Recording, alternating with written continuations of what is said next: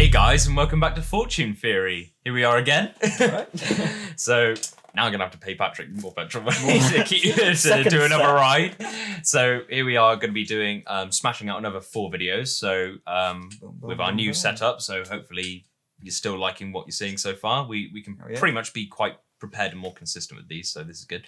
So yeah, to get to the point, we talked about it a bit the last time we did this in our last. I think it was our last video that had just come out, wasn't it? The last one was Infinity War, yeah. So we're sort of adding. We're now going to add the part 2, which is obviously Endgame. So I felt like we talked more about Infinity War. So ultimately, it was an Infinity War video. So now we're going to talk about Endgame. Yeah. So jump straight to Patrick. So I'm going to move away from you guys. Here we go. I don't need to say that. But yeah, it's still awkward. So Patrick, Endgame. You're not big on superhero films, but it's something you like. From a non-superhero fan's perspective, especially from like your standpoint, because it's your favourite, isn't it? Out of the 2, you'd say? On the top 10s list video, I said that it was Infinity War, only because they took a different approach with it, which was very non-predictable, worked. Yeah. And it had... Obviously, Endgame was its payoff, but like... You know, you wouldn't need a payoff without something that needed the payoff, if that makes sense. So, you know, it works kind of as its own thing. Because I remember when I went to the cinema and I first watched Infinity War, like my initial reaction was, is that it? After 10 years, they've just killed off half the universe and that's it. That's it. Yeah, like, you know, because that to me, that could have kind of semi-worked as an ending because it kind of felt like one. But obviously, they jumped to Endgame. But I like what they did with Endgame because it wasn't like what you'd expect it to be, where it's like consistent fight scenes and all that sort of stuff. Like they had a few unexpected like fight scenes, like the Asgardian soldiers are after Rocket when he steals the ether out of Jane. You got Captain America fighting himself, thinking he's the other version's Loki. Got some weird ones, weird fight scenes. In there. Yeah. Overall, it was a great way. There's one or two other weird moments as well, but yeah. That's just. And then really, the only fight you get is like the one big battle at the end, which is like, you know, you've waited 3 hours, and then here you are. Yeah. Like you've got that big ass fight scene, probably bigger than any of the Avengers films, like fight scenes combined. The big out war. Endgame was a great way to be able to go back through what we'd already seen. Obviously, because they went back in time. In that one, obviously back to New York and everything. There was the comedic moments for like Hulk looking at past Hulk and everything like that. So they were able to add the comedy along the way. Oh, was that bad? Yeah. But they're able to. They're almost paying homage to themselves in a way, sort of like looking back without saying we're looking back on what we've done. That's probably like the best part about it for me is they just like went back through, obviously because it was the plot. But I liked what they did with that. It was better than all right in my opinion. I think it was a pretty good film overall. I mean, it's not like it didn't follow the basic steps of like how to tell a story and film it, you know, had the appropriate structure, it had the right narrative, you know, the Russo brothers. You know, they know what they're doing. They've made some great films now. Cherry. We actually should talk about Cherry, to be honest, from a non-reaction standpoint. I mean, we did talk about it for like 20 minutes. Would you afterwards. say, because obviously they had him, Tom Holland, in Civil War, and then obviously he came back in Infinity War and Endgame, like him being in Cherry, was that casted through that, do you think? Or was that... It's just networking, isn't it? I think they find... Obviously... Avengers and they've been produced. They haven't obviously directed Spider-Man like No Way Home or Far From Home. Wait, are they directing No Way Home? I don't think they are. No, that's John Watts. That's John Watts. Yeah. I imagine they're producing it in some sense. They're producers in some way. They were like kind of the overarchers because you had all these films and obviously it was all building up to like Infinity War and Endgame. It was meant to be like the ultimate 2-part, you know, conclusion payoff.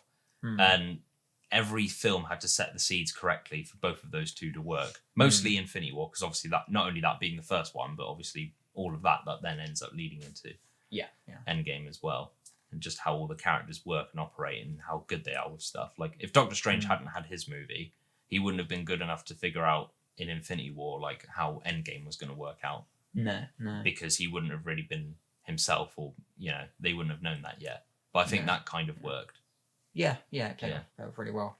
Great. I mean, going back to this by like Tom Holland and his relationship with him, I think it's obviously built up. I mean, there's a video. Might be in the link maybe if I remember. You never do. Any of the important ones anyway. Any of the actual like links to films and whatever we're talking about. But it was basically the entire cast of Spider-Man. Well, the entire cast of Spider-Man. I think Spider-Man Far From Home. I think it was. It was like the Russo brothers. Like well, that was pretty much the epilogue ultimately. Like you'd think that Endgame was like the epilogue or the final story of the Ultimate Infinity Saga. It's like the main ending story really. And then you got Spider-Man Far From Home, which is like the epilogue. Yeah. Because that's like the whole, got the new Iron Man who like started it all off. You play the same fucking, it's Led Zeppelin. No, it's not fucking Led Zeppelin, but Yeah. I said that name wrong. Led Zeppelin. Led Zeppelin. I think obviously they built their Ultimate relationship through obviously doing Avengers. They did Infinity War and Endgame, but they're probably like producers through. I imagine they're producers through Spider-Man and other things like that. But again, they spend hours, hundreds of hours with each other outside of just the actual shooting of the film. So it's probably how they ended up. Well, not just them, but also like you got to give credit to the writers of the films as well. Like, everyone involved. Stephen, I want to say Stephen McFeely and. I can't think of the other guys. Only you. I want to say Christopher Marcus, but I don't know. I'm probably completely wrong. But I always feel like they don't get enough. Anyway. You always give the directors more credit, like because obviously it's their project. But then the writers are the ones who actually wrote everything down. The directors are the ones that just tweaked it. And it's what's overlooked. Literally, all of the credits is you see the director. Everyone thinks a director is a writer these days because it's like they're the ones who came up with the story. It's like no, the writer is the writer is the reason we've got this battle that we fucking like. Sorry, we just love so much, and the directors are the ones that just brought it to life. That's all they did. They brought it to life and they did it correctly. That's all they did for us. Every part of the process is important, and literally from the person who wrote it. To the person who literally plugged a light in on set, to the person that drove the Russo brothers there, to the person that served tea. Everyone is important because otherwise it wouldn't have happened, and we wouldn't have it. Like if the Russo brothers, no one was there to cook. If no one was there to fucking boil the kettle, there wouldn't be a battle. So nor would they be strong enough to. If no one was there to set up the green screen, we wouldn't have had any of the grey pajama suits with the spots on. That wasn't there. We get no Hulk, no half of any of the fucking characters. Exactly. It would look like a shit film that we've produced. But no, I liked it. We haven't really gone into that much detail. I'm trying to. Well, we're trying to obviously condense these down now and not make massive ones. We can go over that a bit, or we can reset it timer-wise. But we're obviously not going into like 2-hour long details now because we wouldn't stop talking. We just feel like they're boring, so we just want to get to it. If you want to see like 3-hour long things, don't, because they're really annoying. But at the same time, that's probably what we're going to be doing live streams for anyway. And also, this sort of talk is meant for the talk about like when we don't have a subject to talk about. That's that podcast. Maybe we should do one like that. We should just have a podcast. Let's not talk about this now. Let's talk about this later. Let's talk about Endgame. So going back to Endgame, I thought it was pretty good from a non like Marvel like comic fan standpoint. Well, the thing is, it's like you could watch that and you could like it gives you enough context to know what's going on without really needing to know what's going on. Yeah, like in a way, because it explains about the snap. It explains about the fact that he wiped out half the universe. They even mention it more than once. You pretty much get the idea of that. You get the idea of how that works, regardless, anyway. Because spoilers, when Stark does it at the end, obviously Thanos and all of his forces turn into dust. Like, so you know how you can picture in your mind, like, all the people that are gone, then they come back, and it just sets up everything in the future. It's just like, and it's not your conventional superhero film, because you'd expect a superhero film to be them going to battle, not then just going on like some trip back in time to collect stuff. No. Like, it's really like, it's weird. To say it the least. Like the first 3 Avengers films, 4 if you count Civil War being one, I kind of do. Like it was all about conflict. It was all about fighting your foes, if you cut back to Civil War, also directed by the Russo brothers, fighting amongst the heroes. But this I did that one. This takes a new tone where, yes, you do have that conflict with your enemy, but your enemy's dead, but they've won. So now you've got to repair that, but you can only do that by just being normal. The only reason you need a superhero suit is because that's who you are, not necessarily because that's what you're doing. I feel like that's kind of like, there's a bit of that in there as well. Yeah. Like, I see Cap and I think, you're not really relevant until you're fighting yourself, and then you're fighting everybody at the end. And like, you get the payoff for your character, which means you can retire from your superhero, because traveling back in time, you re-meet the girl of your dreams, and then you're there.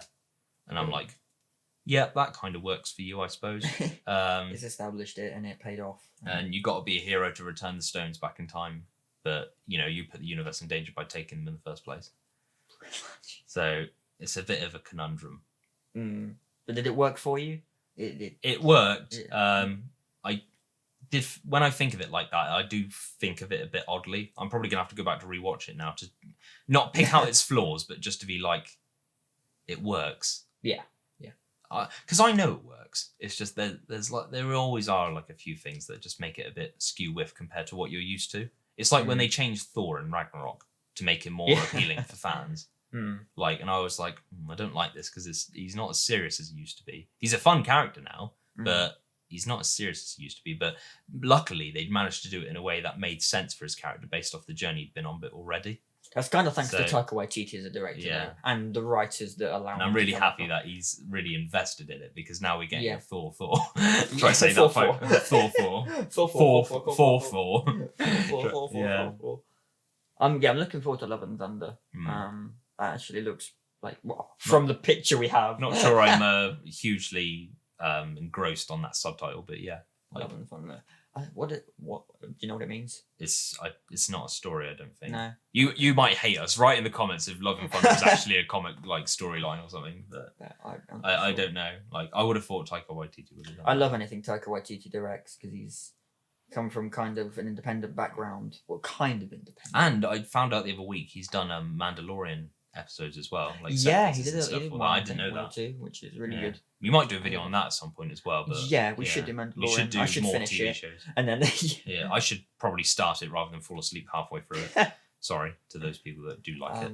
It's a great series. Well, I've watched the first 2 or 3, I think. I need to finish it, but it's really, really good. Yeah.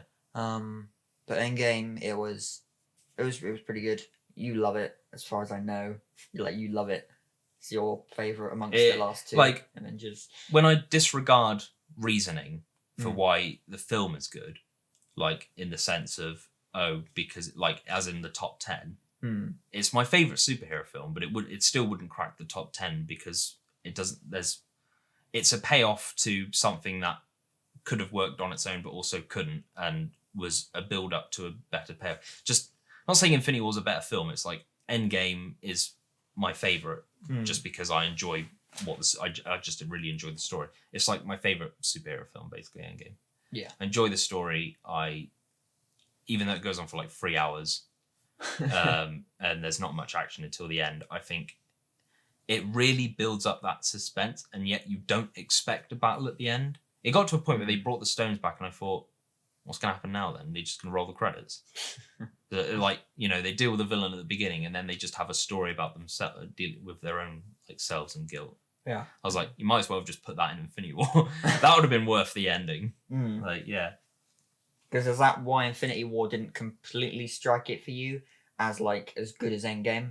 Obviously the fact that Endgame. It's hard to explain it, but like I said, like Infinity War is my favourite out of the 2 in terms of like good films. Right. Okay. But Endgame is my favourite superhero film. If that makes sense. No, yeah, I get it. Just because it's everything you'd want, but it's longer and it's fleshed out more, and because you would have had to have watched the other ones to understand it.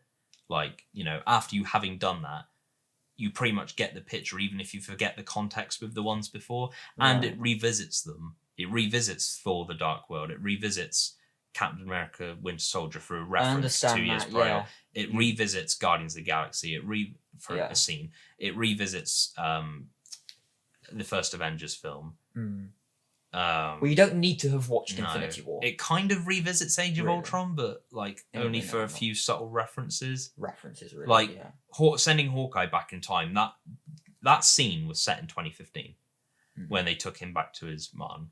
Like that was an Age of Ultron reference. There's a lot of references. Like you say, it kind of stands alone by itself. You don't have to have seen Infinity War to know what's going on. To me, watching that is like you either watch the whole series or you just watch that film.